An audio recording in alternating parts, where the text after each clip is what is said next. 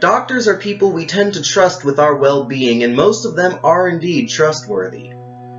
But there are also many medical professionals who hide nasty secrets underneath their scrubs. Whether negligent, ignorant, or just plain sadistic, these are the 10 worst doctors to ever practice. The lobotomy.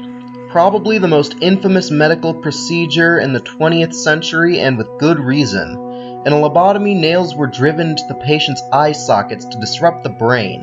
Lobotomies were a primitive method of attempting to cure the mentally ill. However, the side effects have been known to be drastic. Dr. Walter Freeman was a psychosurgeon in the early 20th century and possibly the most well-known practitioner of lobotomies in America. Freeman's goal was to perfect the skill of the lobotomy. He performed up to 1,000 lobotomies every day in his attempts to make the procedure work. However, it never did. But there was really no cure for mental illness back in the day. So Freeman is only number 10 in the countdown. Hygiene is a very important precaution to take when performing any medical procedures. Jayant Patel is an Indian surgeon who moved to Portland, Oregon to practice medicine. Patel was often seen performing surgeries on patients he was not assigned to, but the reason he's number 9 on this list was his gross negligence and failure to follow simple hygiene protocols.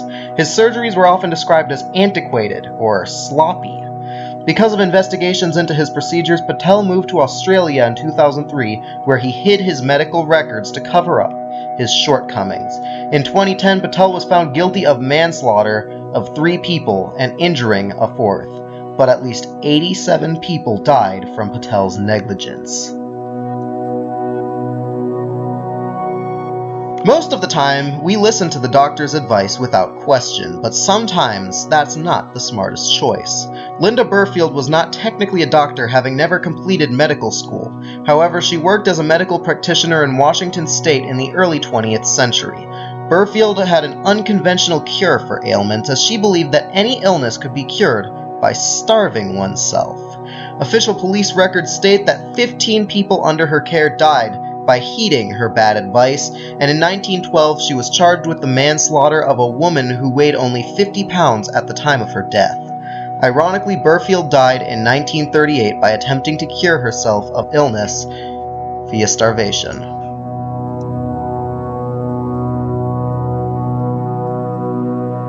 Michael Swango was a genius destined for great things, so he decided to become a doctor, but not for the reasons you might think. Swango had a morbid affinity for death, as was evident when he put off his studies to work as an ambulance attendant, as well as the excitement he felt while on the job. As a doctor, Swango would often poison his patients as they recovered, killing them. Even his co-workers were not safe from his destructive nature. Swango would occasionally give baked goods to them, and after consumption, his co-workers would get very, very sick. Swango served a 5-year prison term for poisoning his co-workers, but continued his evil practice. In 1994, the FBI found him out, so he moved to Zimbabwe and practiced there, but was soon kicked out of the country and forced to move back to America, where he was promptly arrested. He is currently in prison, where he will spend the rest of his life. It is believed he killed over 60 people. Jane Toppin was a nurse who practiced in the late 19th century and, like Swango, got a morbid thrill from being around death. In the early years of her practice, Toppin would often perform cruel experiments on her patients, overdosing them on drugs just to see what would happen. When those patients would die, she felt sexually stimulated. Toppin went on to work as a private nurse, where she would often poison her patients to satisfy her morbid fetish. Toppin was eventually found out when she poisoned her husband and 2 children. In 1902, she confessed to the murders of over 30 people. She spent the rest of her life in a mental hospital. Harold Shipman started working as a British general practitioner in 1970 and soon began to abuse his power when he prescribed himself painkillers, to which he got addicted. He was soon fired and sent to rehab. After getting out, he was never quite the same. He soon started a private practice where he would perform house calls. During most of these house calls, Shipman would inject deadly amounts of heroin into the bodies of his patients, after which he would tell family members the victims died of natural causes, and recommend cremation to avoid any autopsy which might reveal his activities. But eventually, Shipman got cocky. After killing an elderly woman in very good health, her daughter found her will which left all her money to Harold Shipman. Her body was quickly examined as it has not been cremated and was found to have deadly amounts of heroin in it.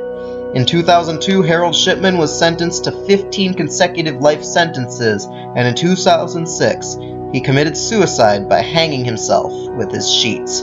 It's believed he killed over 300 people.